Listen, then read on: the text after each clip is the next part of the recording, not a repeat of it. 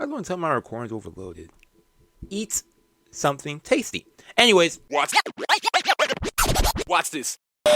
Hello people, Seku-Senpai here, and as the title says, this is the first installment to my weekly podcast series I'm starting, or at least plan to start. I'll see how things go for this first one. Well, actually, this Endless Anime Podcast, that's what I'm calling it. Each week, I'll be talking about stuff in the anime community, manga, news, seasonal stuff, stuff content-wise, anime content, stuff that I want to talk about, but I just never get to talk about. So I decided, let me just do this podcast so I have enough time to talk as much as I want about yada yada yada. I'm gonna have some guests in the future podcast episodes and stuff.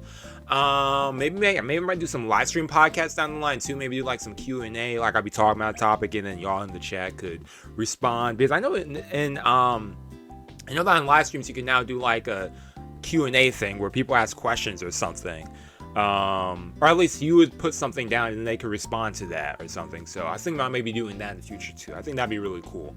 So yeah, for this first podcast, I wanted to do a review of all the shows for the summer season, at least most of the ones I checked out. Some shows I'm still watching, so I mentioned those shows I'm still watching.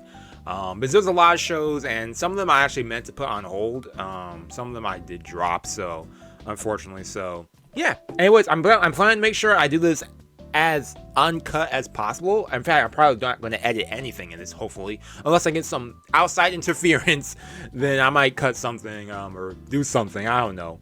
Maybe I should make like a be right back or another screen. I don't know. I was working on like an intro, which I think I added. Let me know what y'all think about that. Anyways, let's go through this list. I kind of randomized it. Like first I opened up everything in every tab, then I moved everything around. So yeah, anyways, let's begin this with the first show on the list, Bleach, 1,000-Year Blood War, Part 2, The Separation. What a finale. This ended, last week? It was such, oh my gosh, I don't know, something about Bleach has just been so great for me. A year ago, I actually binged all of the OG series because I never watched it. I was like, oh, Bleach, 1,000 Blood War coming out. I gotta binge, y'all. I gotta be with the hype. I want to be in the know. And after binging that, then starting 1,000 Blood War, and then continue on with The Separation. It's been a fun journey. A lot of blood, beautiful animation, and interesting story overall. Oh yeah, should I include spoilers? Like a spoiler warning, by the way, for those tuning in. I'm be talking about some stuff. I'm reviewing stuff, so of course I'm be spoiling some things. Well, I could make it spoiler free, but I can't do that. I can't operate. Well, I can, but anyways, what was I going to do? The way they ended this season. I just want to talk about the ending first of all.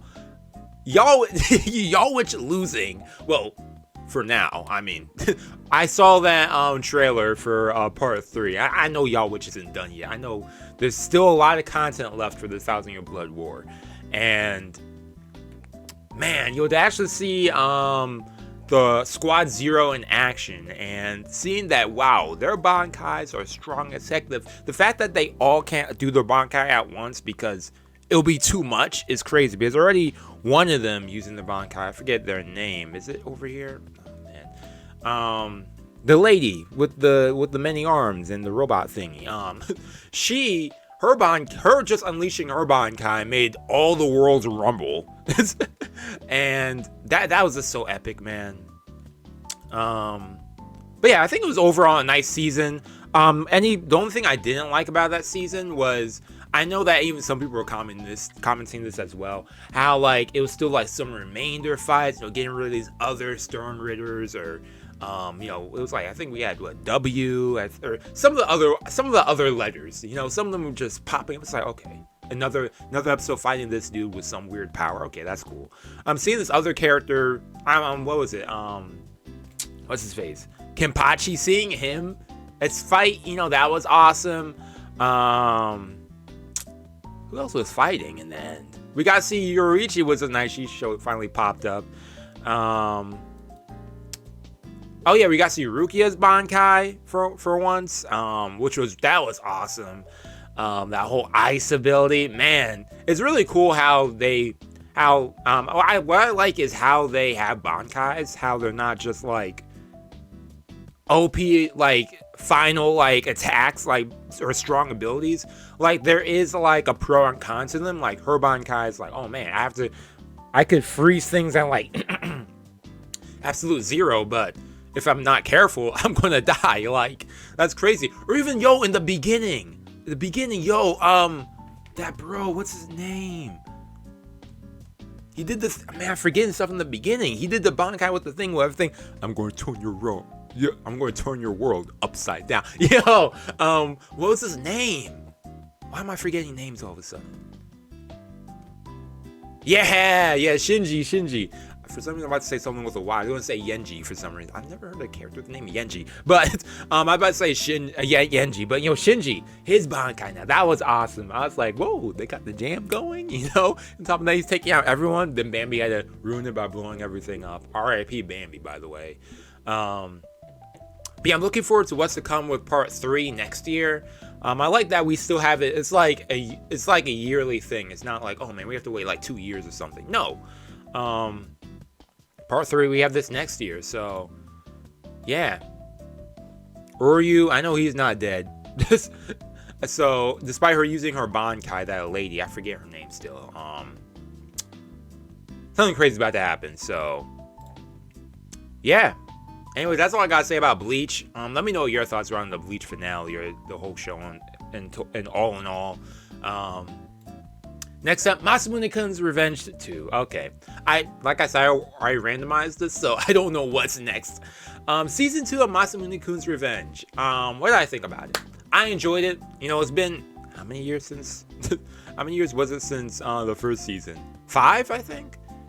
27, 6 years. It's been 6 years since the previous season, and it left us off on a cliffhanger, and I'm surprised they came back with the sequel, which was the finale for the manga. So that's really nice. Arc wise, the beginning part, I wasn't really feeling that much.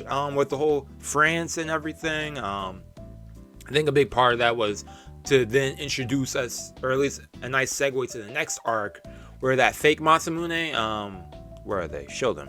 Show me them. Show me their face. Show me their face. What was their name? Makabe? Was that it? Yeah, no, Gasso. this sleazeball, this swine. And not saying that because of the, or at least that's how I looked in the previous season. That's messed up. I didn't need to say that.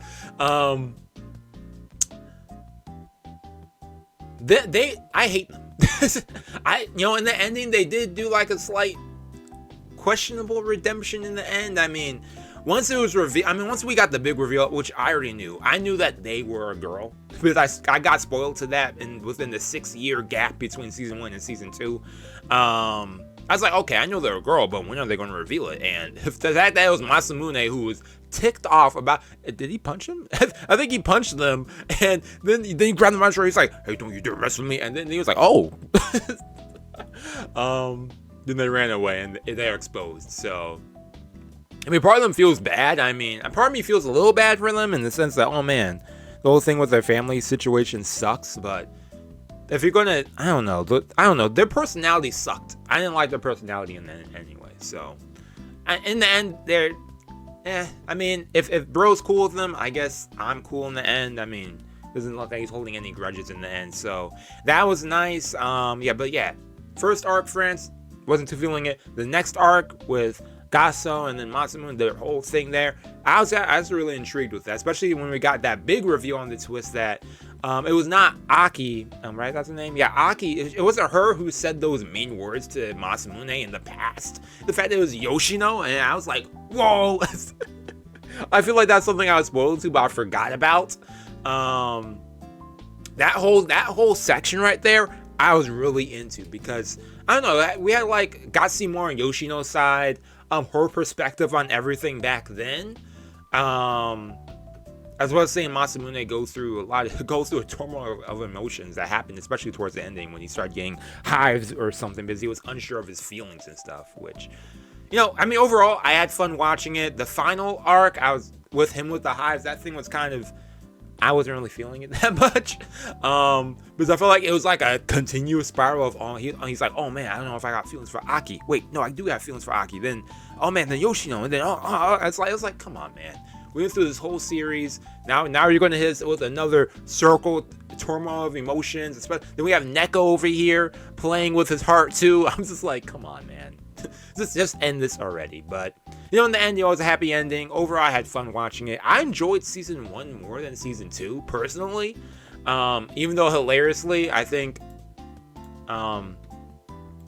this season, my score versus the actual score is reversed. Yeah, everyone gave season 1 a 6. I enjoyed season 1. I gave it a 7.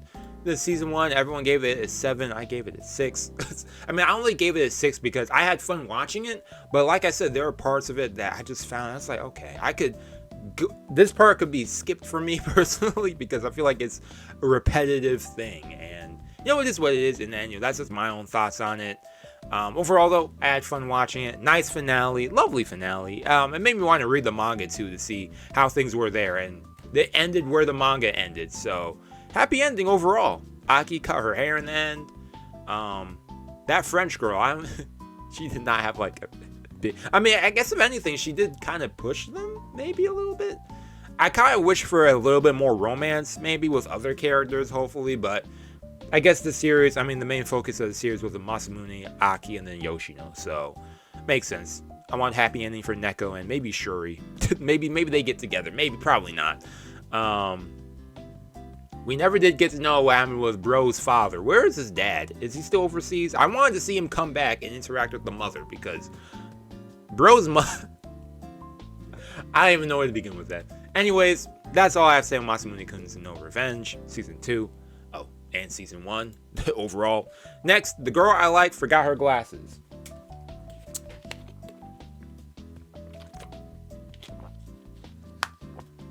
Needless to say, I thought it was a decent watch, overall. Kind of similar to how I felt with that final arc of Masamune.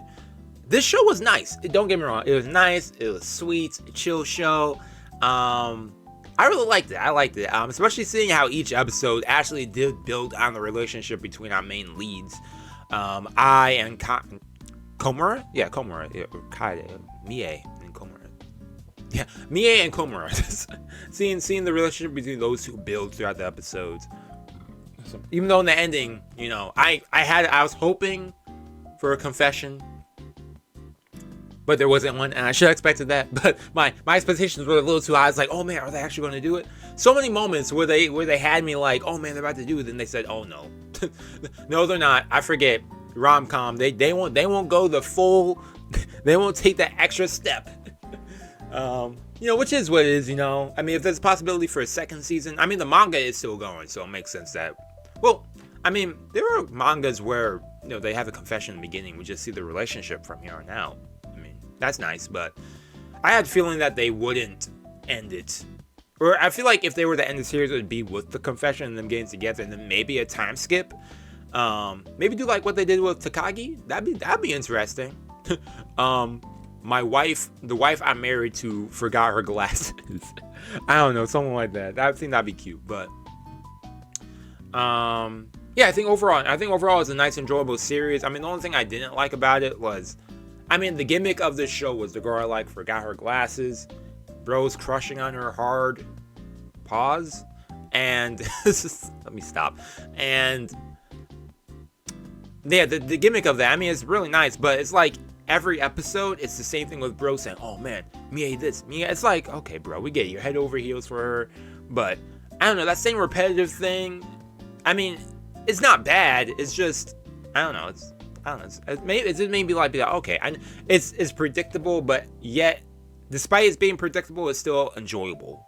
I don't know how to word that right, but overall, I had fun watching it. If I wanted to get critical, that's where my rating comes into. But yeah, I had fun watching it overall. Wakayama Shion, yeah, that's really VA for her. What else did she do? She always has that softish. Well, okay, she did Yume. And Rose. Oh, really? She did Takina? Interesting. I want to look more into like voice actresses and voice actors, but I feel like the only ones I remember is the big ones, the big name ones, the ones that we see do like almost every show. I always forget about the dude. No, I've heard of him. I know these two names. I think. Maybe I don't. Okay. Yeah, overall it's nice. Yo, animation quality was really nice too. Go hands. Go hands. Go hands. The animation hands. Let's try to make a joke there. But yeah, between this show that they did and the other one, which I'll be talking about in a bit later on, the Masterful Cat. Oh man, I got a lot to say about that show, so I'll wait until then. But overall, I had fun watching this. Anything technical I want to say? I guess not. Decent show. Anyways, Bungo Stray Dogs Season 5. It's crazy that we got 2 seasons in 1 year, which I really like. But part of me wishes they kind of like spaced it out a bit more. Like, don't get me wrong, I love Bungo Stray Dogs, and I'm happy with getting a bunch of content for it. But the fact that we're now caught up with the manga is the only thing I don't like. Because now I know it's going to be a few years until we have another season. So, which, it is what it is. I mean, I can now read the manga now, which I do plan on starting soon. Whenever. I don't know when the chapters for these come out. But I never want to check them out. What's that sound? Oh, banging down there. But, yeah, I mean, overall, Season 5 was great and nice. I mean, I feel like if I'm going to talk about Season 5, I have to talk about Season 4. Because it was such a continuous, like, journey from Season 4 with the agency, detective agency being seen as enemies, and then in the ending they'll find out that, oh man, we know what's actually happening and what this dude is doing with his book. And the fact, in this season actually got revealed that he was the dude who was behind everything. Fukusawa, right? That's his name. Did it say his name here? Yeah, Fukuzawa. Yeah. The fact that he and that annoying sword, him using that ability and that sword ticked me off. That's like, oh my gosh, it's another time-based ability. When it comes to those abilities, I mean, if you've seen JoJo's, you know that those time-based abilities be OP as heck, man. It's like, how are you supposed to beat them? Oh, with another time-based, with a reality-based ability, surely, or with our wits and our will.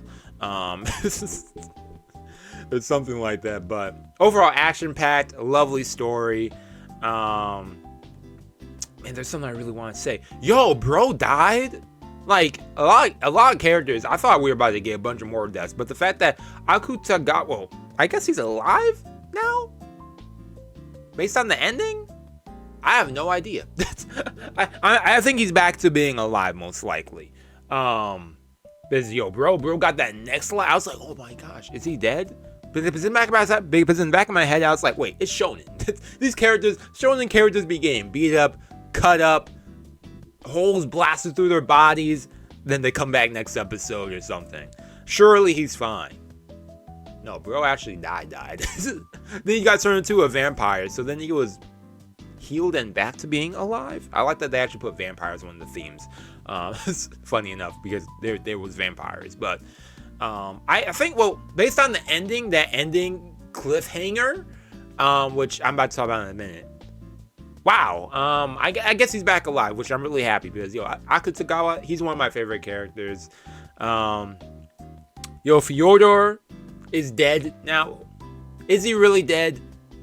The fact that we still never got to see bro's ability has me just like, is he really dead? I feel like he's not, man. I feel like he's going to pop back up. I will not be surprised if he pops back up somehow. Even though the situation is, it doesn't look like he would survive. But like I said, these shonen characters, man, might be his ability. That's how he makes it through, his ability. If he even has an ability. Because they keep talking about how he has an ability, but maybe he actually had none. But no, I don't think that's the end for Fyodor, man. I doubt it. Lucy, one of my favorite characters. I like Lucy. Also voiced by one of my favorite voice actresses. Yeah, Hanazawa kinda, I don't know, she has a nice voice. I don't know. I just like it's so cheery. It's cheery, and I don't know. I just like it. But that cliffhanger with season 5, That, like, what was it, 2 hours afterwards, it was like, oh yeah, we solved everything, everything's good, happy ending. It was like, oh no, 2 hours later, and it was like, oh, what the heck? We got this divine being over here fighting us, and Akutagawa's back, and he's all powered up. Our main dude's powered up. They're like, oh man, we have to go take him down. Are you ready? Yeah, man, let's go. It's like, what? What happened? What happened in these 2 hours? Was this the result of the page or something else? I don't know. That's crazy. So, I guess we have to wait. Read the manga if you really want to know. Because it's all caught up with where the manga ended. I feel like you could still go back and read some things, but I know some people are probably talking about, oh man, some things were like skipped over. Or maybe the dialogue was changed or something. It is what it is. Personally, as an anime only, I had fun. I had fun watching it, all in all. Who's the director for this? Has he directed other stuff? Oh, he directed all the seasons, including the movie? That's awesome. I like seeing a consistent director. What's up they directed? Darker Than Black? A bit of Soul Eater? Huh. Interesting. Interesting. Okay, next. Oh, I never saw this. I never finished watching season 1. Did I watch it? I still on my plan to watch. I still need to finish this. So I've not seen Monogatari. When I first saw the title, I was like, oh man, Monogatari? Another one? No. So, yeah, I have nothing really to say about this one. I heard it's really good. I saw like some clips online from the first episode, and I was like, oh man, I think I would actually really like this show. I just never watched it because, I don't know, it just never... it didn't really appeal to me, but after seeing some clips from the first episode, I got to check it out. So yeah, not much to say about this show. Dark Gathering is still airing, but the first couple episodes have been, or at least the first, let me talk about the first 12 episodes. Dark. I was talking about this on Patreon too. This is now a Patreon only series. I check it out on Patreon, and for those who want to check out some other anime over there too. I think there's some shows airing today. I know Jujutsu Kaisen is airing today. That's gonna be over on Patreon. But Dark Gathering, the first 12 episodes were, each episode got progressively more and more dark. And it really is a Pokemon spirit anime. Where you're collecting spirits to fight a bigger spirits. And yeah, a bunch of dark stuff happens. The past couple episodes, this dude Keitaro has just been he can't catch a break, man. I'm just like, geez, bro is just getting stabbed, choked, his brain stem almost about to be pulled out of his head. He's just been going through a sequence of terrible events. I feel bad for him. And then the whole thing with Eiko, and she's voiced by Hanazawa-kan. I'm telling you, my favorite voice actress. She has become one of my favorite voice actresses, actually. Is she my favorite? I won't say she's my favorite, but she's up there, definitely up there on my list. But I was going to say, this dude Keitaro, and then crazy Eiko, who's obsessed. Like, she's not like, well, she's obsessed, but she's not yandere in the sense that, oh man, I'll kill everyone for my lover. No, she's just obsessed with the dude, and she's like, oh man, I like seeing that you are into like the horror stuff. But that's her past. She was really into it. Then in the end, something happened with her where she got cursed along with him, and yeah, this girl Yayoi she's literally saving them from everything. And the fact that the storyline started off as simple, oh man, Pokemon spirit collecting, to fighting gods and evil high spirits, S-rank spirits. It's like, whoa, it's progressing really interestingly. Is the manga for this still going? Because if so, then we're going to end with an open-ended. Yeah. So manga for this is still going, so it's probably going to end really open-ended. How long has the manga been going for, actually? Been going since March 4th. How many volumes are out right now? But I'm actually curious. I meant to click on mine. Dang it. But I want to see more content on this. Okay. When did the manga come out? 2019 one, 13 volumes. I'm struggling to say that. Oh, it's right down here. Oh, they have it in English too, which is awesome. So we're probably going to end it probably around here, a day before my birthday, or after my birthday. It's probably going to end at volume 8, I think, or volume 9 or 10 for the anime, I'm thinking. Guessing, because that's how usually a 24-episode show is. But yeah, overall, you know, I had fun. I'm having fun watching this. Can you see where the story's going to... Well, I know where the story is going with the God storyline, but can you see how this arc is going to end? Does that pop up on the mic too? That banging? Maybe it does. But yeah, I want to see more of Kamio, because we saw her in like the opening for like the first couple episodes, and she finally shows up in like episode 9 or 10. and she seems like an interesting character. Someone who's like protected from dark spirits because of her divine connection and stuff. But yeah. Anyways, overall fun show. I like me a horror anime, and I like that this is delivering that horror feel, you know, because it's not every day I watch a horror anime that's like actually like good, or at least decent, you know. I mean, as well as the last horror anime I watched before this. We got Uzumaki coming out. Is this coming out this year? I thought it's coming out next year. I'm looking forward to that. But what came out before? Zom doesn't count as a horror. It's in the horror category, but it's not horror. Stop. Jujutsu Maniac aired earlier this year. I need to finish that. This show aired. I heard this show was terrible. Yeah, there's this. Yeah, America. That was in 2021. That was like the last horror anime I watched seasonally. Yeah.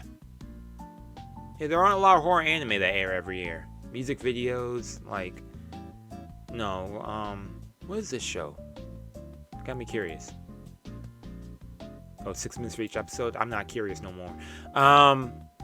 Yeah, whatever. It is what it is. You know, I like me a good horror anime. It's not every year I get to see a horror anime that's good. That's at least a decent watch. So, yeah.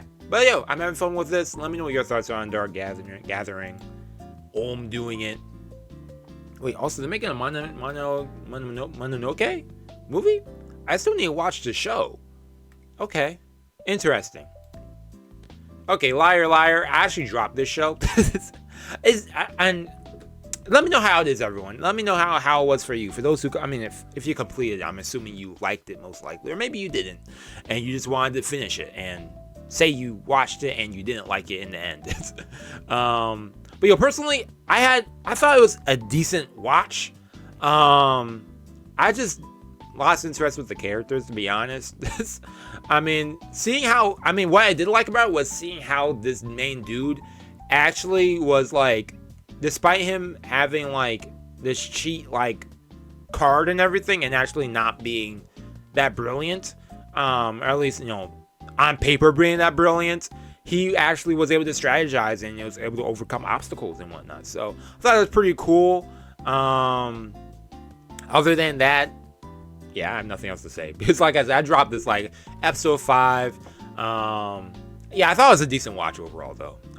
For those who finished it, let me know how y'all felt. Did you feel content with it? I know there's probably someone out there who's going to say, oh man, it's the best show I've ever watched. And, you know, to each their own. Personally, I thought it was decent. I didn't want to continue because I thought of that. I thought I didn't have that much fun watching it. So, but yeah. Anyways, I mean, yeah, I know I got nothing else to really say. So, I'd be lying if I had more to say about it. How long have I been streaming or recording? It's been half an hour. Okay, I think I'm doing good time. The most heretical, Last Boss Queen from Villainous to Savior. I'm actually still watching this show. I'm about to binge the last 4 episodes today. That's what, 4 episodes, so that's like what, an hour and a half maybe. Maybe an hour if I skip the openings and endings. Anime math. But yo, this show has actually been really enjoyable. I feel like it starts off as, you know, most villainous otome game anime go. Well, actually, this is what? Yeah, a villainous in an Otome game. Yeah, of course it's a Otome game. Yeah, what else? A villainous storyline is always in an Otome game, most likely. What am I saying? It starts off as most of them like, oh man, in fact, all of them are the case in which you're the villainous. Most of them have been. I mean, this season we actually have one where it's a Yuri, but the main character is in love with the villainous. They're trying to make the villainous fall in love with them. Villainous anime have been, there's always one every year, and I feel like this year there's been a few. In fact, was there 3 this year, if I'm not mistaken? Because there's the one with that, right. Hold up. Before I talk about this one, I just wanted to double check because, no, this aired last year. Okay, that's why it seems so. I'm thinking about this show. I'm the villainous, so I'm taming the final boss. That show. I was thinking about that show, but this show's been enjoyable. I've been having fun with it. I feel like a lot of it is, I mean, not bad. I think it's all right. The main character's name is Pride. They have a lot of pride. In fact, all their names are kind of, at least Pride, Stale, Tiara, Callum. Okay, Gilbert. Gilbert's not like a word sequence. But man, what do I have to say about this one? I guess not much because I haven't finished it yet. I mean, so far, I started watching it and then I stopped watching it, and then I decided, okay, let me binge it. And I binged like from episode 3 onward, which, you know, it's nice seeing her use her memory of the game too. I mean, that's like every villainous anime. They use the memory of the game to their advantage. I mean, who wouldn't do that? What kind of villainous storyline is that where they don't use the game knowledge to their advantage? I mean, they have powers. I mean, that's kind of cool. Dang, I'm trying to think of something good because I'm having fun watching it, but when I think about it, it's like other villainous anime now.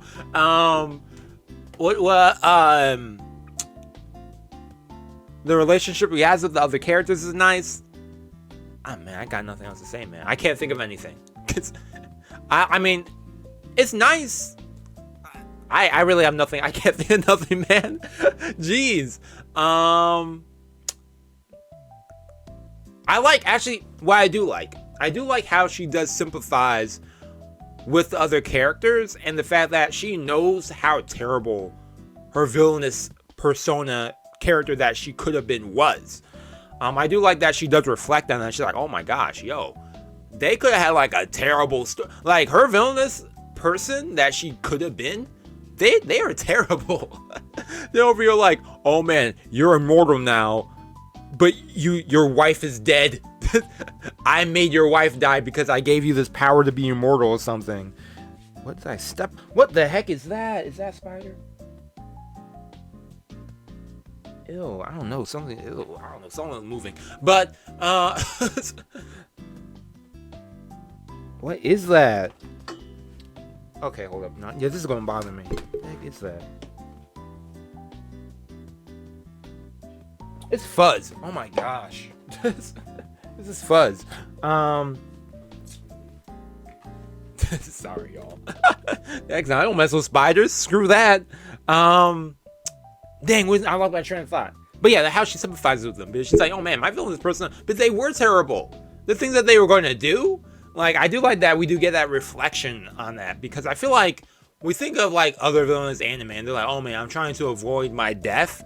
And it's like, she's like trying to do that too, but at the same time, she's like, oh man, if I die, I hope that at least I could make everyone that I hurt at least in some way have a happier life, you know. But yeah, I think it's a decent watch. I'm having fun watching it. I do like that we had that scene where she like literally killed all these bandits and stuff, I was like, dang, okay. Okay. The villainous who won't be afraid to kill. I like that. But I think of other villainous anime. One of my favorite ones, I think the best one so far. I'm the villainous, all routes lead to doom or something. That show I had fun watching that show. I feel like after then, I feel like a lot of villainous anime were the same and are the same. Or at least most of them are. I won't say all of them are, or at least the Tome game type ones, but Yeah, this one I've been having fun watching it. I think overall it's decent. If you're expecting something different from other villainous storylines, then I think it's more or less a similar formula. But like I said, I think the character having that sympathy, and also the fact that each of the characters actually have, different abilities is kind of cool. And it's not like simple like magic that everyone could do or something. Well, I mean, then again, I feel like all villainous storylines, everyone is using magic. So, I don't know. I think it's some unique abilities that we don't get to see in other storylines. So, like this dude could teleport, the clairvoyance ability that she says that she has, even though she doesn't. Stuff like that. I think stuff like that's cool. So,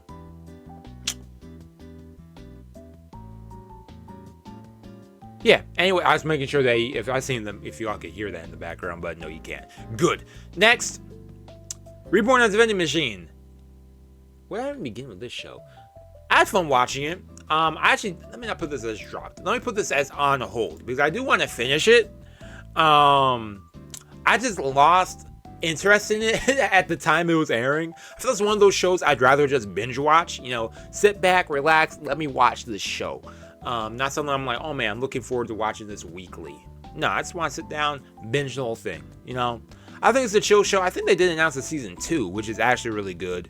As far as isekai anime, it's one of those isekai anime with the gimmick of some person was reincarnated as this being. We've had a sword, we've had a spider. With this season, we actually have a pig. Someone's going to be reincarnated as a pig. Past season, we had the vending machine. And it's kind of crazy because I remember when this was, when this first was announced, like the manga, I think, or light novel. Because this came out, 2016? I remember when this... Wait, it's over? The novel's done? Wait, or is the manga still going? The manga's still going, though. Okay, so they decided we're done with the novel. We're going to make content off the manga. And why am I getting notifications on Reddit? The cuss? I never get notifications. But, yeah, the manga's still going. Right? Where am I? Yeah, the manga's still going. So yeah, it makes sense that there's a lot of content for this. I think it's a nice chill show. If you're expecting something crazy, like a crazy storyline, you don't really get that. I think it's funny that he does not only turn into a vending machine, but other vending machine-like appliances. Like I remember in the beginning, he actually turned into a machine for protection. Protection. I'll just leave it at that. Protection, y'all. It's a machine for protection. Some armor for some late night activities. So I thought that was funny. But also in the relationship between Boxo, the vending machine, and also Amanger Lamis was also pretty nice. I think it's also pretty. I want to actually watch it also to see more about the world. Because they keep mentioning like how the world that we're in, that you see here, that we start off in, it looks like it's like, like a regular fantasy world, but no, that's actually a dungeon. This whole world that they're like hanging out in is a dungeon. Like there's like a world above theirs or something, and I thought that was pretty cool. So I was looking forward to learning more about the world. They have like people who get like blessings and stuff, which is why Lamis is super strong and has some other abilities. There's like animal people and stuff. I don't know. The world itself seems really intriguing, and that's what has me most curious about this storyline. So yeah, and also maybe learn some background on Boxo too. Well, I mean, my background, I mean, like how did he become reincarnated as a vending machine? Well, we know he died, but like, was there like a goddess or someone who had some role into that or something? Yeah, but yeah, overall, man, I think it was a pretty fun watch. Decent. If you're expecting something crazy, you're not going to get that. As far as storyline goes, I feel like each episode was, all right, but. Yeah, I think cute show in the end. I'm definitely going to binge watch the rest of it down the line. So yeah, anyways, that's all I gotta say about that. Rent-a-Girlfriend season 3. I have not seen Rent-a-Girlfriend since season 2. I think I dropped season 2 in the beginning, right? Yeah, I dropped it. Yeah, I couldn't continue, man. That dude Kazuya was just ticking me off. Just he's still seeing his face ticks me off. So I'm not. I'm not. I know that the past season was probably like a really good arc. I think so. Will I watch it down the line? Maybe. Personally, I'm not into Rent a Girlfriend. I'm just gonna let y'all know that. I mean, to each their own. Personally, I'm not into it. My unique skill makes me OP even at level 1. I have never actually. I actually did watch the first episode. What am I saying? I did watch. We put it on hold for now because I saw the first episode, but I never finished it. So, yeah. So I had nothing to say about this one. Let me know what your thoughts are on this anime. Is it? It's probably like the typical isekai. You see one isekai, you see them all. Well, let me not say that, but that's not true. That's a big statement. let me retract that. It's when you get to a lot of isekai, a lot of them tend to be decent. It's only a few of them that stand above others. That's like being its own unique storyline that's goes above and beyond in a sense of story and character development. It's not something that's like, okay, I had fun watching it, and then you forget about it. Whereas other shows stay in your memory over years, and you're like, oh man, I remember this show. Or I don't know. You have more things to say about it than, oh man, it was all right. Yeah, I have nothing else to say about this one. I actually haven't seen part 2 of Sugar Apple or Fairy Tail. I remember watching part 1 this year. I had fun watching it. I think overall, I gave it. I thought it was decent. I thought it was a cute storyline, no doubt about it. But yeah, I just haven't been in the mood to see season 2 or part 2 yet. I don't know. Maybe I'm still a little sour from the way they ended part 1. I'm still sour about that. I know that they're going to reunite. I mean, as I see here, but yeah. I have nothing else to say about this one. Let me know how you thought about part 2. I'll watch it before this year ends, so I could do a big yearly review for anime this year. Or let's do my list from my least favorite to favorite, or my tier list. So yeah, I have nothing else to say about this one since I didn't see part 2 yet. I haven't seen this show either, so I have nothing to say about this one. How is this show, everyone? If you have seen it though. I heard some interesting things about it. Some people have said I feel like I heard some people comparing this to let's say Monogatari, Origaru, or my teen romantic comedy is wrong as expected. Why can't I talk all of a sudden? Dream Boy as a realist. The title though reminds me of Rascal and Bunny Girl Senpai for some reason. Why is my camera so like dark? Why is it like dark right now? I feel like it's... Man, I forget what I looked like without glasses for a second. It was weird. I remember wearing glasses all day. It's my computer glasses, by the way, everyone. But, yeah, my camera like so dark. I guess it's bright. I don't know. Looks weird. I just realizing that. But yeah, I heard some people comparing this to My Teen Romantic Comedy, and I mean, I haven't seen it yet. For those who watched it, let me know what you think about it. Is it because it's by the same creator, maybe? No, it's not. It's not by the same creator. Who is this guy? I don't know. Never heard of him.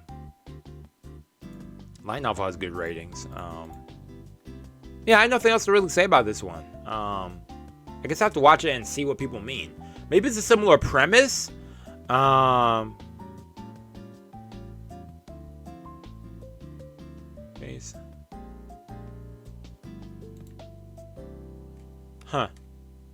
Yeah. I don't know. Let me know your thoughts on this. I haven't seen this either. I know this is like a spin-off on Love Live Sunshine, with the characters and everything, but like I think it's like an inside joke as well. Like they had like a fancy storyline maybe in there or something where someone like had a fanfic or something. I don't know, but and this is what it came to, or a meme turned something as a Yohane spin-off. So wait, so this is based off of manga. And the manga is a spin-off of something that they mentioned in the show. Why are they always... What is this? Yeah, I got nothing else to say about this. Oh, speaking of idol anime though, music anime? Bang Dream? I'm actually currently watching this one. And that's only because a lot of people have been saying, yo, this was so good, sleeper this season. And I was like, oh, okay, let me check it out. And when I think about it, I don't really watch a lot of idol anime or music-based. Well, I do like my music-based anime, but I don't know. I haven't gotten like super into this one yet. I mean, again, I'm only in episode 2, but the first episode started off with like some band drama, band breaking up. I was like, oh, okay, something happened there. Then we have this new character, and they're trying to form a band. So, yeah, I guess we're gonna see how the band rebuilds itself, or we have a new band forming. But yeah, I don't know. I'm curious to see what's so interesting about this one. See why some people are talking about it. I know they make there's gonna be a sequel to this. They already announced a sequel? Oh, okay, that's awesome. But I know they do make references to the previous series, the previous Bang Dream and Bang Dream, right? I never saw the original music video. And what's this one? Another music video. Okay, so yeah.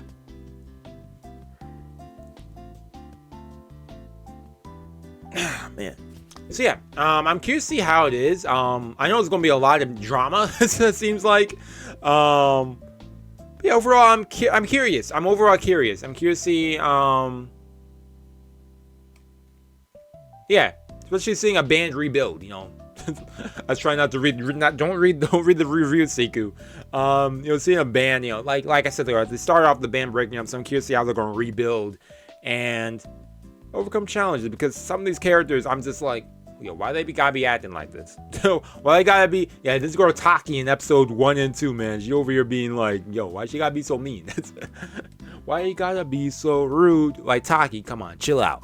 I guess we're gonna see her switch around eventually. There's also all CGI too, right? This animation style, so interesting. Which I think is kind of nice, considering how I feel like I would see this with like music anime or even idol anime, where they like everything's in like 2D, and then when they're performing, it's in CGI. So I think maybe it works just doing the whole thing in CGI. So just, I don't know, consistently looking the same. Maybe, I don't know. Trying to see what other shows this studio has done. And okay, so they did some other Bang Dream storylines too. The movies. Oh, interesting. That's actually kind of cool. So, okay. Yeah, nothing else to really say about this one. I'll let you know how I feel about this by the end of this year, when I do my year tier list review on all the anime this year.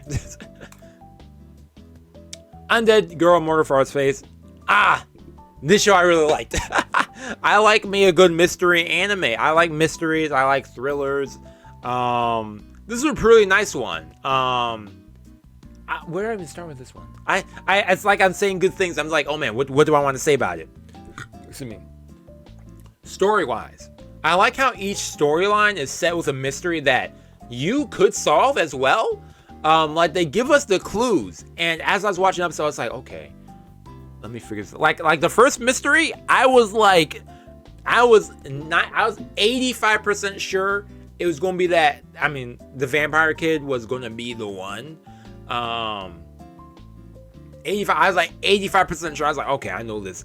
This kid is gonna be the one who had to be involved with the murder of the mother, and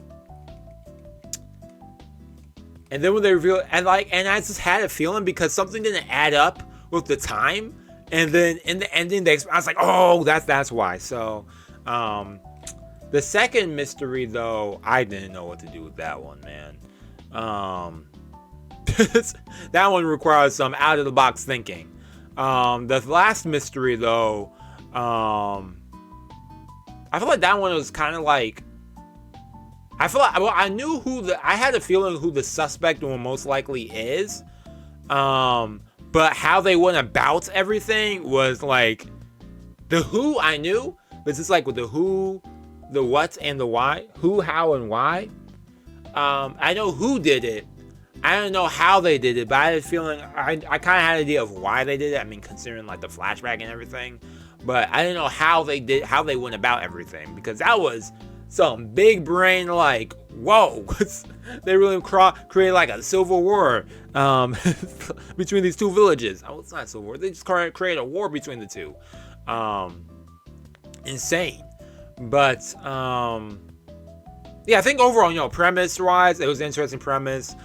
This immortal lady who's just a head trying to find her body.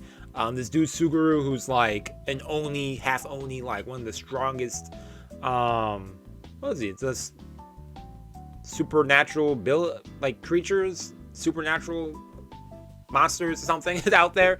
I do like they do reference so many open source like characters. We have Sherlock Holmes who pops up, Lupin pops up, the mask person, Phantom of the Opera, he pops up. They mention Dracula and stuff. I just love how they mention all these different like characters and stuff. And Frankenstein, it's really cool. I like when they bring out all these other characters and seeing all of them interact with one another.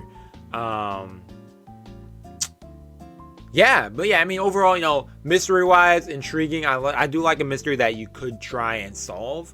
Ever since watching Umineko, I've been like more so into mystery than I was before. I was always into mystery storylines or thrillers or storyline, like those type of storylines with that set of tone-wise. I've always been intrigued by those stories. And ever since Umineko, I've been always, okay, let me try and solve this mystery now. So, yeah, I mean, overall, I'm having fun. I had fun with it. I'm looking forward to whenever they announce the season 2. I know that currently it's a novel series. I don't know how much of the novel has gone out yet. In fact, let's see right now. The novel started in 2015, it said? 2015. Only 4 volumes have come out. The manga is still going too. Only 3 volumes of the 3 plus 4? What's that even mean? 3 and then we have 4 more? So just say 7. What? Why don't they just say 7? 7 volumes currently. That's weird. 3 plus 4. That's goofy. But yeah, it's based off a novel series, so the novel is still going. Likewise, the manga, which maybe they caught up with where the novel is. I don't know. I'm curious. I'm assuming each mystery would be in volumes. So if we take the vampire storyline, well, I know they also skipped some stuff. So if we take into consideration stuff that they skipped as well, who knows how much they've adapted. I'm gonna go and guess it's been 2 or 3 volumes of the novel. Manga wise, I couldn't guess. It's all digital. Oh, because they did 4 digitally. Oh, at the same day too. That's kind of wild. But yeah, another thing I liked about the show actually was the dialogue between the characters. The banter between Suguru, every time he's fighting someone, he's just telling some story. I'm just like, yo, I don't know what he's talking about. I don't know what the story's about. But the fact that he's kicking butt and just talking about something random cracks me up. Well, it's actually it's always relevant to like the fight itself. So, but yeah, also the banter between Aya, Suguru, and Shizuku. I don't know. It's always I always like a storyline that has some nice dialogue back and forth between the characters. A little witty at times, but I don't know. I always like that. It's some interesting writing right there. Other characters that pop up were pretty cool, but yeah, overall, I had fun watching it. The opening, a banger. By Lappin Track, and what was the other? Who was the writer? Who directed this? I've never heard of you, but oh, you directed Kaguya-san? Oh, interesting. That could be where the dialogue comes into play, maybe. Well, you weren't the writer, you were the director. Did anyone else do a composition for this? Series composition script. Yeah. Why a script? Oh, Kyokusu. Yeah. Inspector. There we go. That's where some dialogue comes into there too. Okay, interesting combo right there. Also Dorara. Okay. It's interesting seeing how these directors and stuff, seeing their style of presenting things and seeing how this may work for this storyline and that one, or seeing how the similarities. I don't know. I see stuff like that. It's hard for me to explain, but what else did the Lappin track do? Oh, they did this show? Huh. Okay. I haven't seen this show. I don't know what it's about. I don't remember even seeing the preview for this when it came out. There's going to be a season 2 apparently for those who saw it. So let me know what y'all thought about this. Sin Duality Noir. Devil Part-Timer Season 2, Part 2. I don't know why I'm going to say Part 2. Did it end? Is this over? Is this like where the storyline ends with the manga? I'm curious. Is it? I don't care. Like, I'm not going to watch it, but...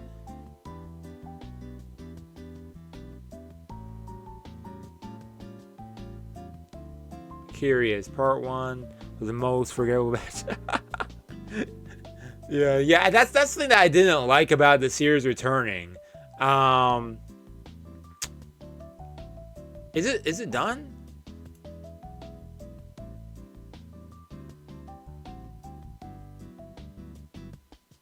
Is it over? That's what I want to see. Oh, where do I start the light novel after this season? Volume 10. Oh my gosh. So it's not over yet. If anyone did decide to watch it, then okay. So it doesn't end where the manga ends, everyone. This is volume 10, right? No, hold up. Let me read this comment again. You know the last 2 scenes were dub quality. Where did I pick up with light novels? Oh wait, hold up. Anywhere else?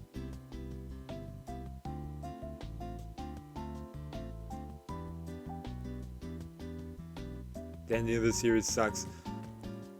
Man. I don't know. Like, I feel like I talked about this in another video. Did I talk? I probably did talk about this in another video. But, hold up. Is my thing delayed? No, it's not. Okay. But, I was going to say, when series come back years later, the hype that people previously had for the series, it's hard to retain that years later, which is what I somewhat felt from Masamune-kun Revenge Season 2. Don't get me wrong, I was excited, but I was like, man, that same excitement I had for Season 1, if it was sooner, like within 2 years, then I'd be like, oh man, yeah, I'm looking forward to this. But 6 years later, okay. Because I know that, what was it? Classroom of the Elite, they came back, what, 3 years later or 4 years, right? How many years was it with Classroom of the Elite? How were they able to retain that hype? It was 2017 when Season 1 aired. And then Season 2 aired last year, right? 2022. 5 years later. But somehow the hype for that was retained for me? I don't know. Different series? I don't know. Maybe it's because it's that part of the manga that people are talking about. Maybe that got bland, maybe. I don't know. I never read the manga or light novel. It's based on what I've heard from other people. But I don't know, because when I started part 1 of Season 2, it was bland. It was just not as intriguing for me. It's not even the fact that the animation quality is different from the previous season or series. It was just like the story-wise, it didn't have me as engaged. And I don't know, it's weird because I know I really enjoyed when it first came out. I really had fun watching it. And when I look back and watch, and even when I go back and watching some scenes, I'm like, yo, this is really good. Buys. But I don't know, man. It just hits different. For me personally, I don't know, it just hits different, like years later. For those who did finish the past part, let me know what your thoughts are on this. I don't know. So, I mean, I like the characters and everything. I feel like some moments I got little chuckles of when I did react to it, which I think my reacts for this are still on the channel, unless they got taken down or I took them down. But, yeah, it was just all right for me personally. Saint Cecilia and Pastor Lawrence. I'm still watching this on my own, but, you know, it's a nice, chill slice of life.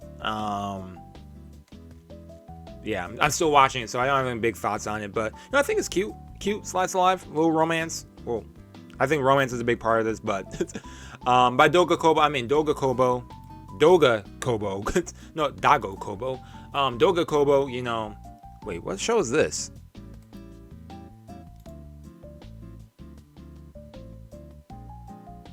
What show is this? But I thought this was that character from that game.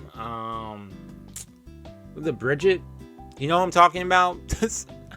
I can't think of the game all of a sudden. I never played it, so I don't even know what it's called. But that looked like that character for a second. But, you know, Dogo Koba always has some, I don't know, I always like their shows. They're either, I mean, I'm about to say they're either all nice chill rom-coms or something, but in recent years, you know, ever since Oshinoko, I'm like, okay, Dogo Koba, you could do some dark storylines as well.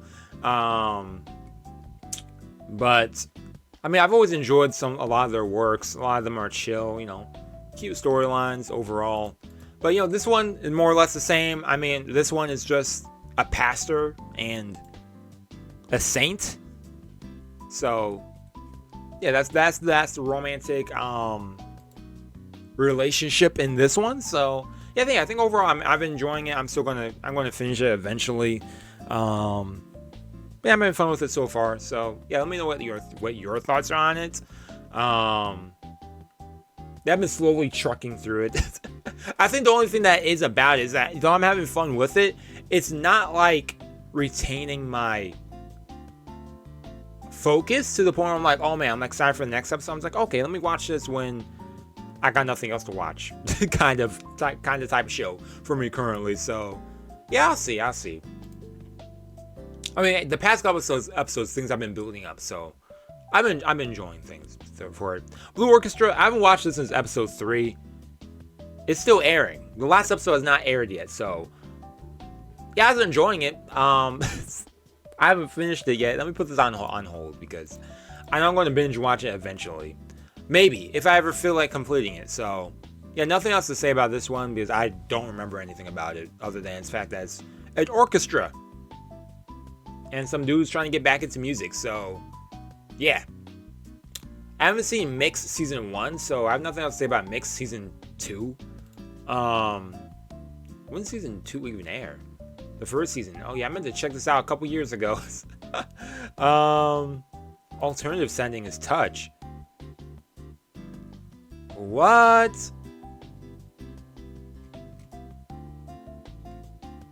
So it's like the children of those characters? Wait, hold up. Let's see character names. Usuego Tatsuya, Usuego Kazuya. What?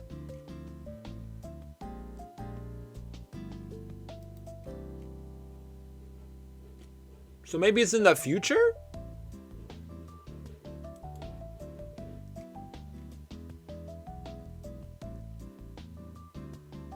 Yeah, it's in the future because of the baseball team. 26 years after the previous series, they has not been able to keep their record. You only lost their fame.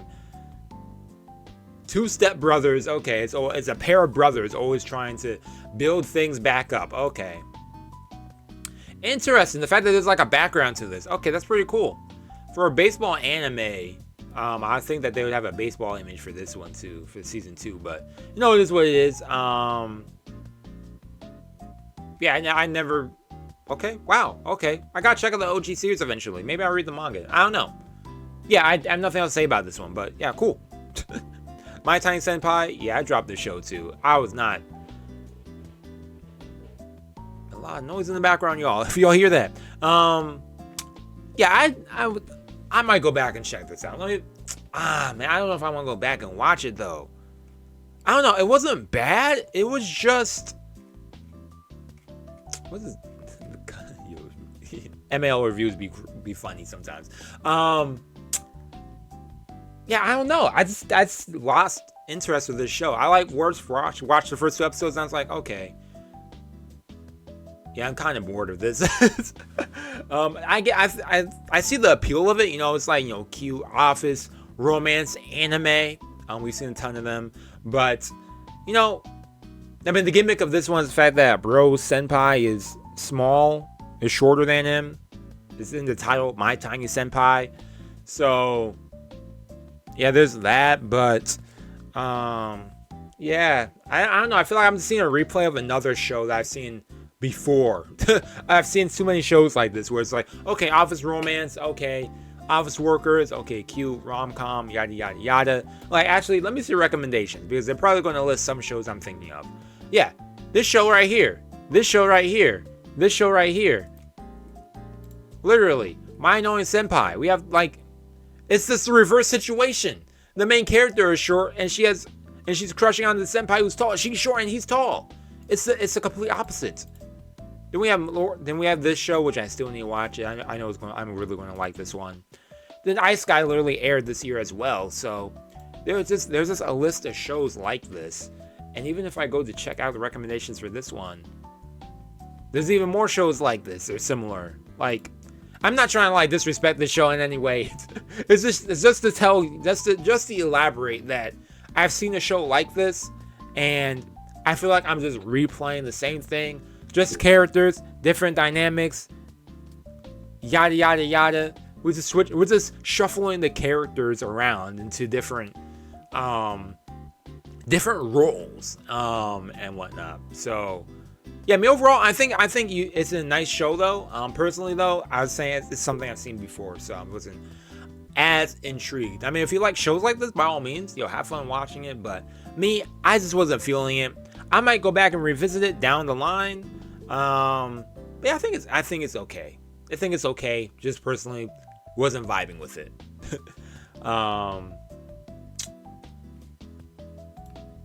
Zom 100 bucket list of this show that's started off so good, and where we left off, it was real good. But the delays, man, that really sucks. The fact that and I mean, I feel it's always been a thing with anime where shows have been delayed, but in the past few years, I feel like we've been seeing an increase of that, especially beginning of this year, winter season. The number of delays we had. I mean, every year there's a show that goes through some sort of delays, but winter season was like, I don't know, they like put that on like max. I mean, I forget how it was during COVID, but I'm pretty sure. I mean 2020. Let me not say the C word. I mean, do people still get flagged for that? I don't know, but Zombie 100 Bucket List of the Dead. This show's been pretty nice. It's been a while since I've seen a zombie show, and the fact that this one doesn't go down the horror route is kind of in a way refreshing.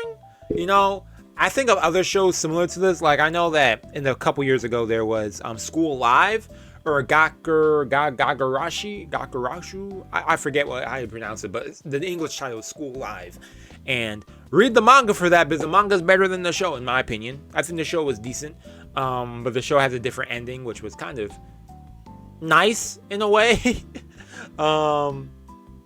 But I like the manga more. I mean, so the manga ended up getting a little bit repetitive in the ending, but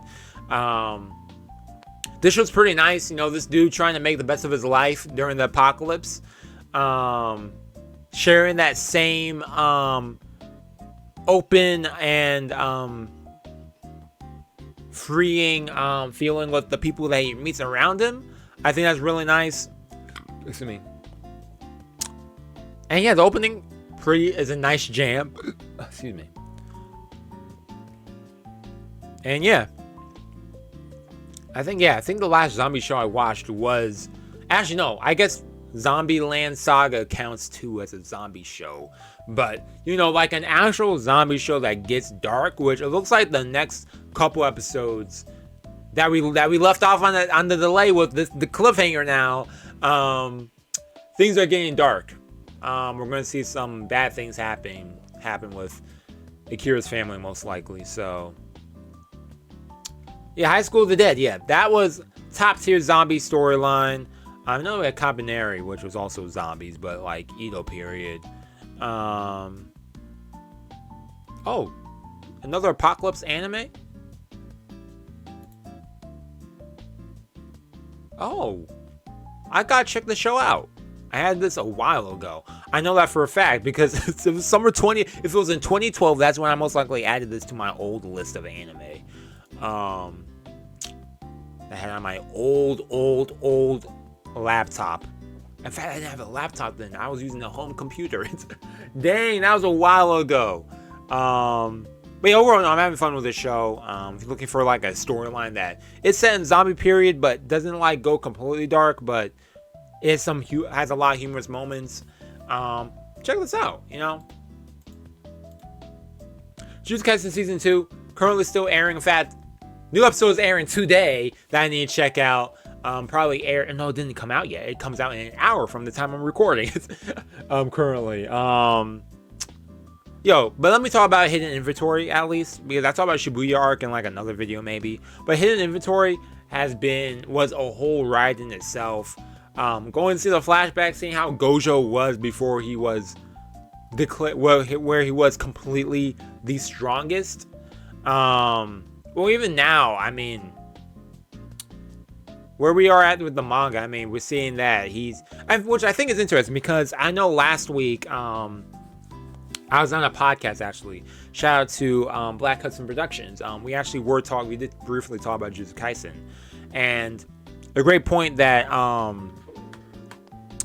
my friend Peter on the podcast, he said that as I quote, because I thought that was an interesting point he made, the fact that they always mention how like they're the strongest and everything, and the fact that Gojo, who has all this ability and is super strong, was actually taken down by this dude with no cursed energy or anything, or spiritual energy, or whatever they call it. I think it's cursed energy, right?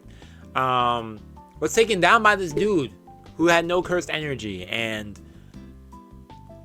it just shows, like, in terms of contrast, that you say you're the strongest, which he, as we see, he currently is. In the anime, or even currently where we just happened with the past episode where he got sealed last episode, we see that bro is strong, but he can be taken down, despite them being the strongest. What episode was last episode? Was that episode 10? I don't know, I'll put that as 10. They're the strongest, but the strongest can be taken down. I feel like I just repeated myself. I don't know what I just said, but hopefully y'all know what kind of point I'm trying to make. He worded it much better than I did, but overall I'm having fun with this season. Action-packed, some twists here and there. I know that the next couple episodes are probably going to get a lot darker. I've been trying to avoid spoilers, even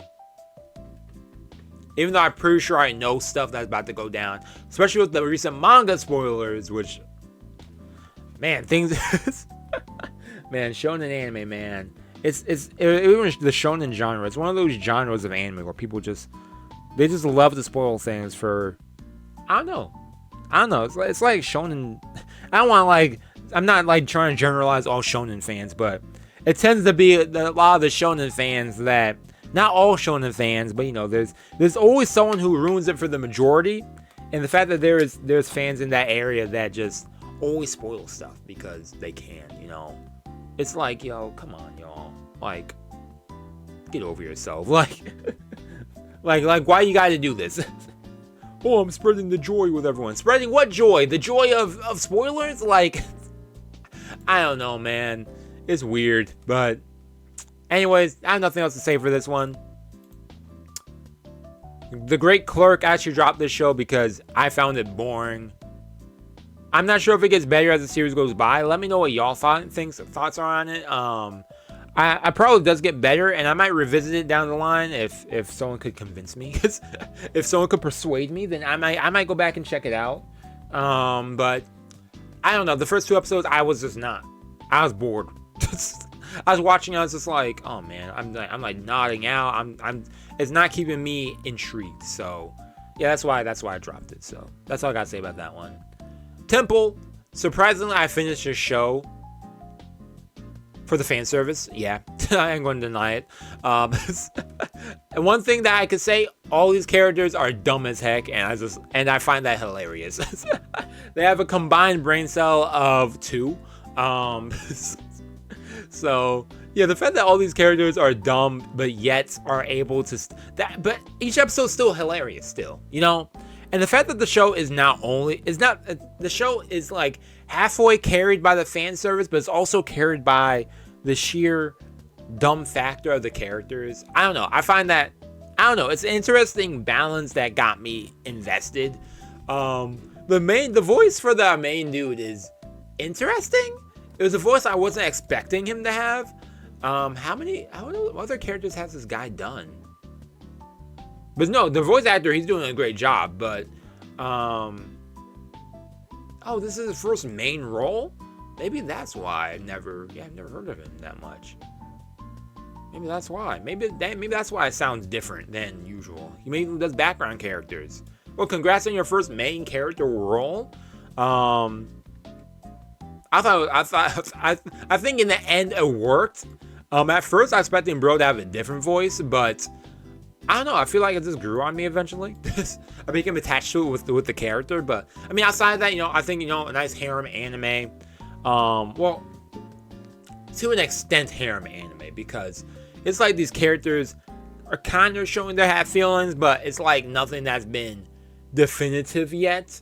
Some twists and turns with some characters actually turned out to be antagonistic and everything. But yeah, I mean, overall, I feel like I don't even care what the storyline is. I'm just mainly watching it for the character interactions. But they're hilarious. Like, I know the main plot of it is to raise money for this temple that's poor. Eventually her to get married to someone, even though I feel like she's going to end up with a main dude. I mean, she's a main girl. She's going to end up with him in the ending. I was reading the manga of this initially when I started watching the anime, and the manga is actually just as funny as the anime. But yeah, I have nothing else to say about it. Yeah, that's it for Temple. I had fun watching it. Am I actually the strongest isekai anime? I did drop it after 3 episodes. I wasn't feeling it. See, the thing is, when I mention I dropped something, someone out there is going to say, oh man, you dropped this, man. You're missing out. It was so good. You didn't even get to the good part. I hate when people say stuff. I hate that argument that when people say it hasn't gotten to the good part.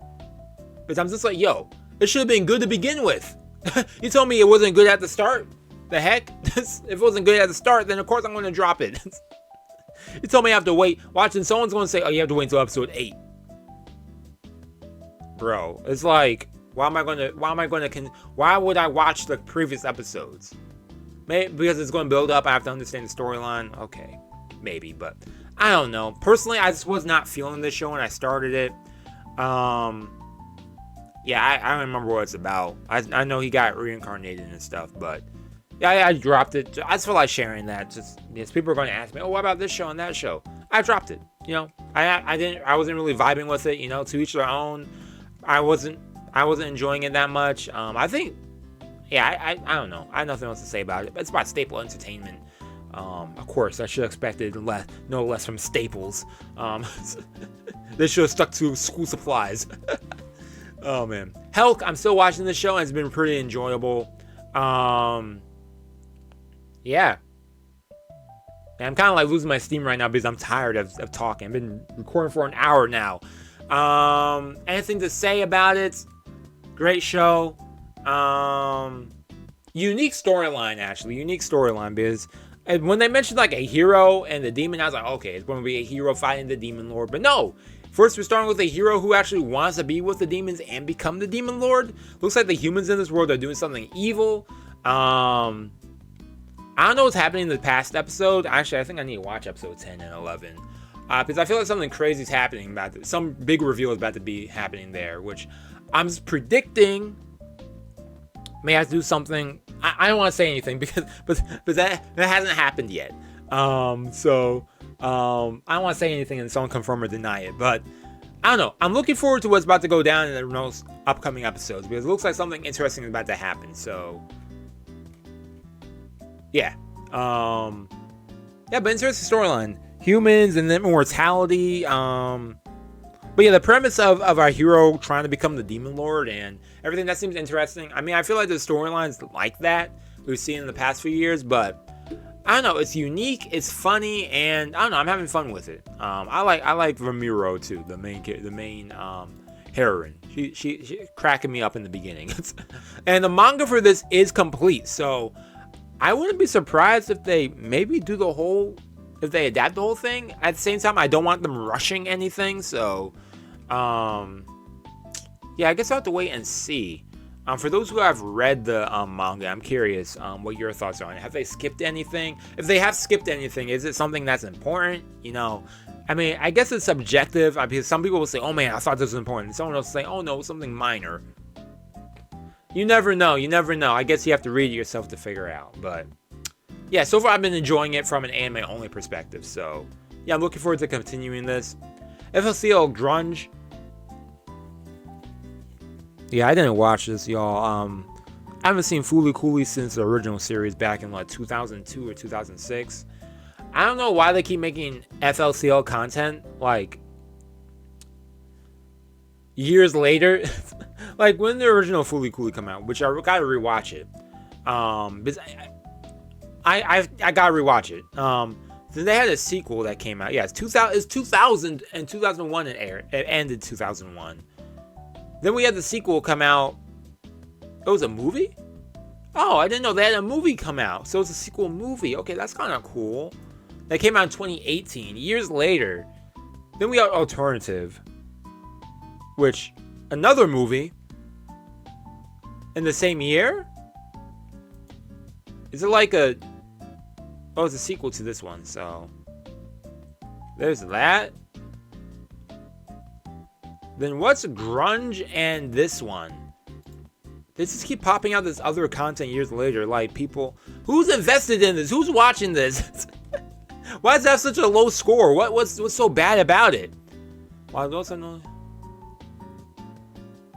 these like possible realities? Like I forget what even the plot line of FLCL was. I remember there was that big old this the boy, he had the thing with the thing on his head that was growing. This older lady who was making out with his father. I think she kissed him too. Then there's that other girl who was smoking. Then there was that big old iron in that city. Then there's that talking TV or something. I don't know what's happened. I feel like that was a dream I had with this show. What was going on with Fooly Cooly, man? I need to rewatch it. I gotta rewatch it. I might just live stream my react to that because I honestly forget what the heck was going on with that storyline. They have some other thing coming out right now. What is this story, man? Who are you? You showed up in Alternative and stuff? I'm actually curious. What is this? This anime This anime. Can I speak? This anime will take place 10 years after FLCL Alternative. So this is a sequel to the movie. I don't know anymore, y'all. I don't know. It's weird. It's weird how much content there is on this years later, and the fact that it's still going. But that's nice. Okay, Duke of Death and his Maid season 2. I actually finished this one a few days ago, and I had lots of fun with it. More or less the same thing with season 1. If you enjoy season 1, then you're going to go to season 2 with the same type of feel, same vibes.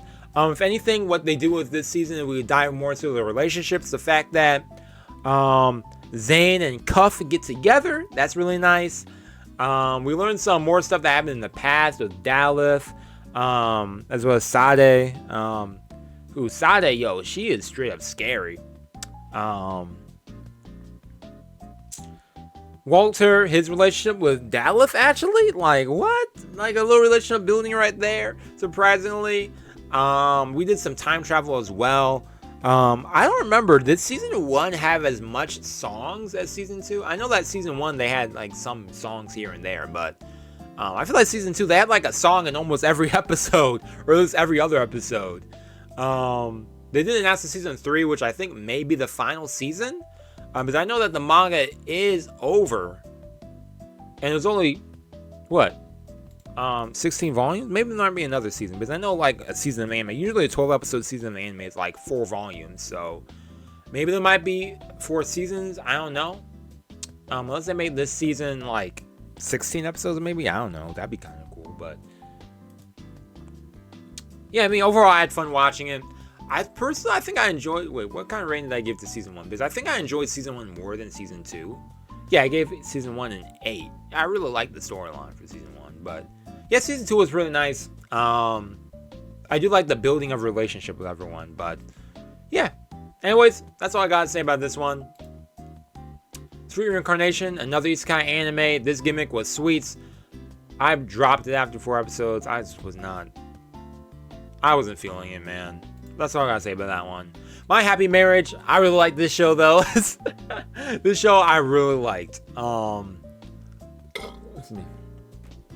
The show where I'm actually just like, dang, I want the main character just to be happy, man.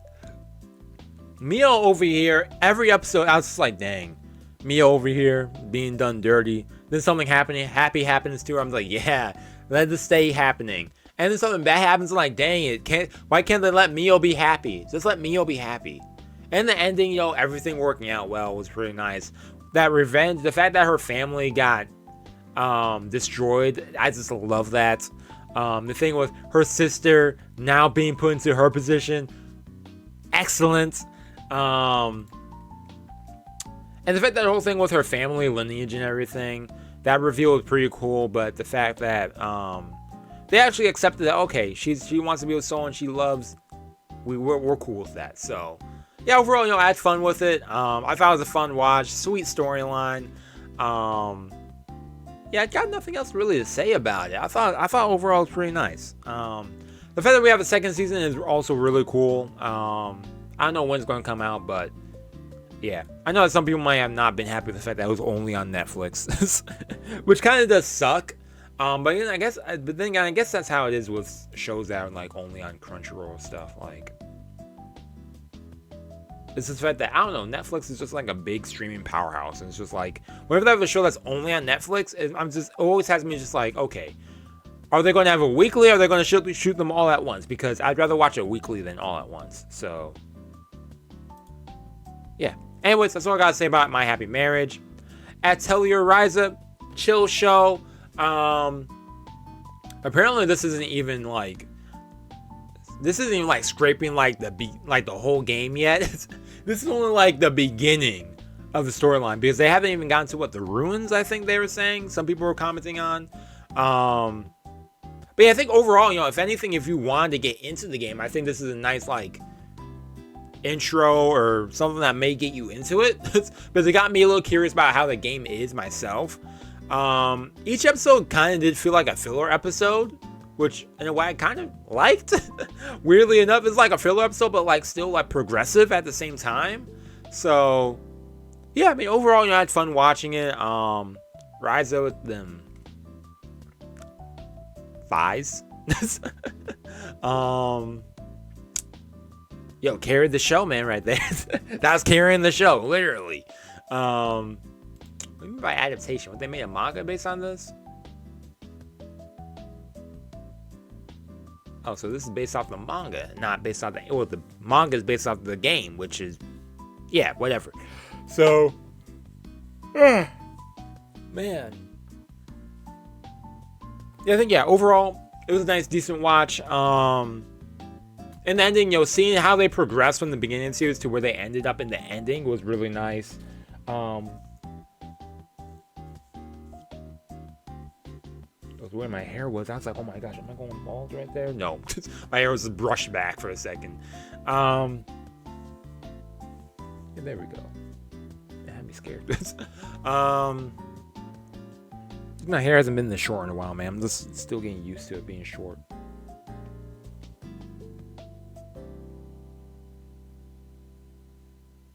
But yeah, nice show. I do like how in the beginning of the series we do get to see them progress to where they are in the ending. Them actually defeating like this dragon and stuff. Because in the beginning we see that, yo, they don't know how to use magic, they don't know how to strategize, they don't know how to work together, have teamwork. So yeah, pretty nice character journey. So there's that. Ayakashi Triangle is still airing. Actually no, it ended now. I need to finish it. I know that the manga just ended, so part of me is kind of like, okay, I'll finish off the season for the fan service, which is literally the only reason why I'm watching the show, not going to lie. But I mean, knowing how the manga ends, I'm pretty happy with that. I'm not going to spoil that for y'all because that's like a different topic. But yeah, yeah, pretty nice show. Yeah, there's that. I have not seen the show, but what's it even about? Gene of I. Class of Heroes. I did not watch the show since it just looks so mediocre for me. To be honest, it looked really mediocre. So yeah, I have nothing else to say about this one. I talked about the show already. Horimiya Piece. Really like this show. But yeah, I think it was a nice addition to the Horimiya series. If they previously added all this content to the previous series and just made the previous one 24 episodes, I think I'd take that too. But the fact that they did this like little slice of life field type series to add in scenes that weren't included in the previous series, that they skipped over because they really wanted to focus on Miyamura and Horu's relationship, I think either way, it's pretty nice. Additional content for people who are into Horimiya, the missing pieces, literally. So yeah, I thought it was pretty sweet. Getting to see that bonus episode as well, seeing that ending with Hori's mother and father. I thought that was a little nice segment too.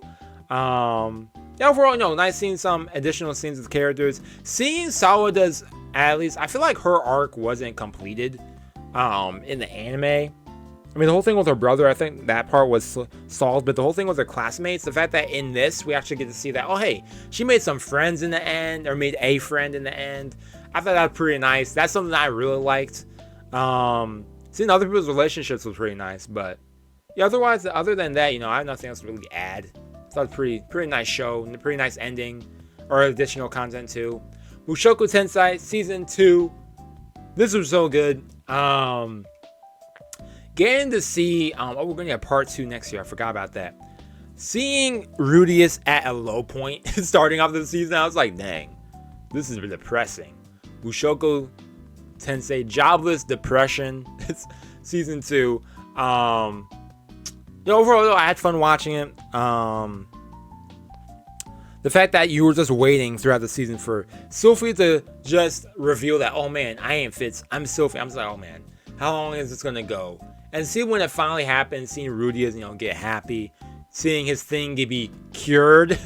Well, it took a minute to get cured, but then it was fully cured, so that was pretty nice. And the fact that, he said, I'm gonna marry Sophie, I was like, hey, that's pretty sweet, man. A little happy ending for this season. In fact, to see that, a lot of things are happy in this season. Except for the whole thing with Sarah, that was kind of sad. The fact that Elenise, for that she got with this dude Cliff, was the biggest twist ever. I was like, at first I was like, oh man, nothing's gonna happen with it. It's probably gonna be the same thing. Cliff gonna be heartbroken, but no, they actually are in a relationship. I was like, that's kind of nice. Zenoba got his got someone to work with. We got to know that there's actually another person who also got reincarnated other than Rudeus, which is actually pretty cool. Shizuka, who's actually trying to get back. So, and that she was also the cause of that great disaster, which is also cool. So, not intentionally, but I thought that was also some other additionally cool stuff. Is Studio Bind doing any other anime in the future years? I mean, other than only my. I guess not. What's this? I did see this. I thought this was good. Yeah, anyways, that's all I gotta say about Mushoku Tensei. Pretty nice season. Ayaka, I remember watching this and I stopped watching because I lost interest. Nothing else to say about that one. This show. The Masterful Cat is depressed again today. I really like this show. I think it's one of those shows that are just... It was my comfort show this season. I feel like everyone needs to have a comfort show for each season. And this show definitely was the show that was just... I was like, I want to chill out, watch something that's funny. We got the cat chilling. What's the main girl? Saku. Her name sounds like mine. Perfect. Saku over here just trying to do her daily work day. And I don't know. It's just a good vibe, a good feel show. So... yeah, with a big old cat who would be taking care of her essentially. So, yeah, animation quality, nice, go hands. Like I said earlier, talking about it again. Pretty nice animation quality. The only thing I wish I got seen this show, In the opening, they showed them driving in that convertible. I wish we got to see that in the show. I wish we actually got to see that happen, but maybe next season if there's another season. I know there's a manga for this. How is the manga? Is it 4-panel or? I'm curious. How does the manga look? Because I actually would like to read the manga for this.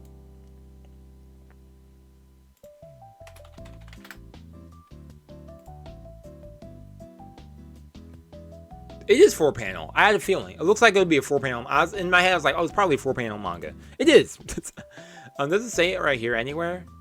Doesn't say 4-koma or anything. I like me to go to a 4-panel manga.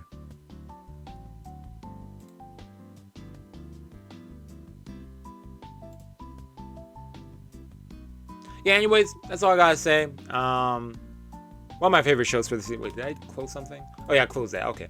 Next, I'm actually like way behind on this show, so I have nothing else to say about this, but I'll get to binge watching this eventually before this year ends. But Rurouni Kenshi making its return. Art is really good. The ratings seem to be good. There's that.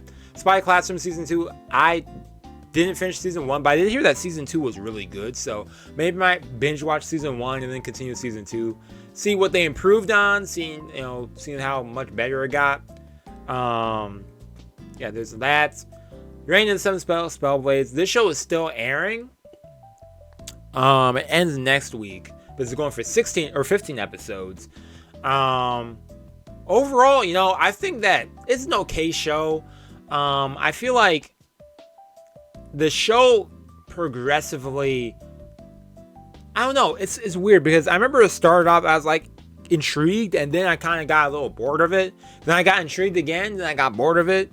And I got intrigued again, then I got bored of it. So it's like some episodes be popping off, and other episodes are just like decent watches, But it's nice seeing at magic school where things go terrible. I mean, what magic school has things going well?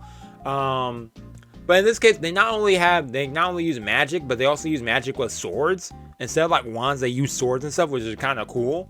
So there's that. I think each character having like a unique background is also interesting because there's a samurai girl, who's trying to learn magic, but she's good with a sword. This dude Oliver, who's part of some organization or something, as we saw.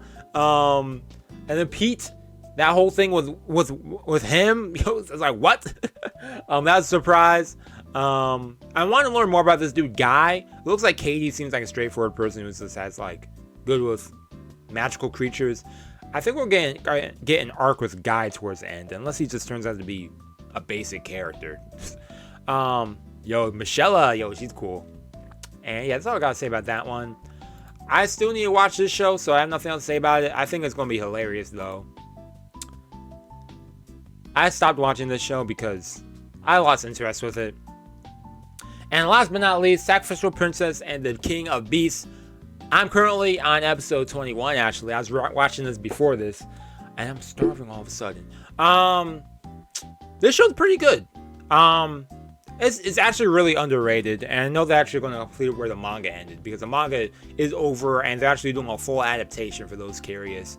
But, this Beast Kingdom, and then Human Kingdom, and this girl Sagiri, who's literally, just making everything, or Sarafi, I mean. She's over here making everything just better, trying to, change people's hearts, just being kind and everything. So, yeah, it's a pretty good vibe show.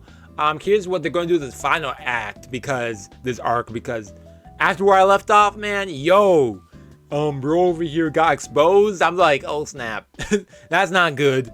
So, yeah, I'm looking forward to finishing this up. It's definitely been a fun watch, no doubt about it.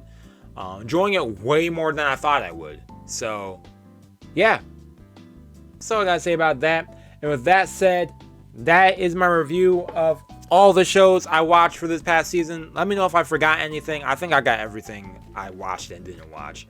Overall, I thought summer season was pretty good. It's not my favorite season this year. My favorite season this year has to either be, well, let me think about it. Let me actually think about what shows aired in, let me just pull this back up. Why is it not? Okay, it's weird. Fall seasons are starting. I mean, what shows air during spring? Oshinoko aired. Okay, spring season did have an interesting slate of anime. In fact, a lot of shows I liked. There's a lot of shows I liked last season, or spring, and during spring. Well, winter, because I remember winter season 2. Yeah, winter season was okay. Yeah, spring season has to be my favorite season this year so far. I just had a list of shows that, so many shows I just had fun watching each week, and was looking forward to checking out each week. Summer season wasn't bad. Summer season probably had shows that I would say I rate the highest, personally, but half the shows I'd rather just binge watch, and a lot, in fact, well, I guess summer's pretty good too. I think it's because spring there was more shows I enjoyed, and summer season there wasn't as many shows. I don't know. I'm looking at the shows I enjoyed during summer too. Man, it's okay. I guess it's between spring and summer. Spring has a little bit of an edge than summer for me though, so far.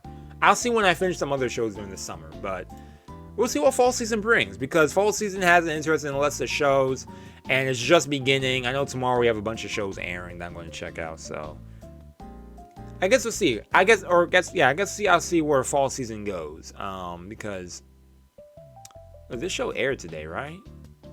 How is it? What are people saying about it? Below Shinobi. I'm curious. What is this stuff on the bottom? Are these music videos? Yeah, why do they keep advertising these music videos? I remember watching this music video. What is this music video? It's like a trilogy? It's a sequel? What the heck? This is a whole storyline? What's the first one? Who's even the singer? How far back can you go?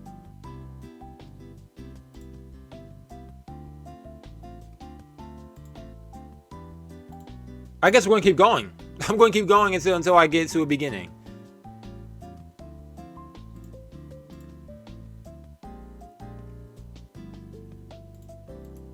This is crazy. I'm like keep going back, but I see the years are going forward. We're in 2017. We started in 2016, I think. No, now we're back to 20. Oh, so it's out of order.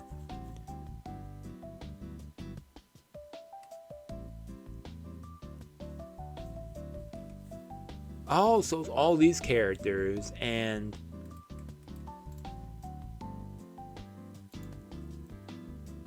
there's an anime. Huh. Anyways, that was interesting. Anyways, let me know what your thoughts are on this podcast. Let me know what your thoughts are on the anime last season. Yeah, I do plan on doing this as weekly podcast. I'm trying to push myself to try and do this. Push myself to record and upload this. But yeah, I guess I have nothing else to say. Let me know what y'all think. So have yourself a nice day. Let me know other topics you want me to talk about. Maybe I might make this shorter. I know next one's gonna be shorter, definitely. The next one. Oh, I know the artist. That's why this looks familiar. I know the artist for these music videos. Okay. Oh man. Only us cultured fellows would know. But yeah, that's all I say. Have yourselves a nice day. Check out my socials. Yada yada yada. Peace and out.